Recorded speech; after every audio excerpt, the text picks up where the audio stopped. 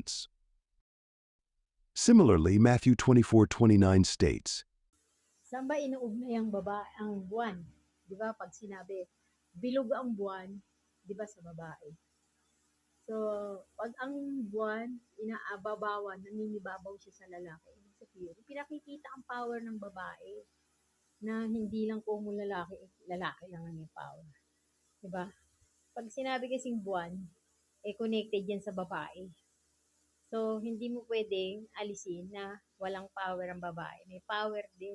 Kaya ngang tabunan ng buwan na ang araw eh. Di ibig sabihin, kaya ng babae tabunan din ng ng mga lalaki. Kasi ang lalaki araw, ang babae buwan.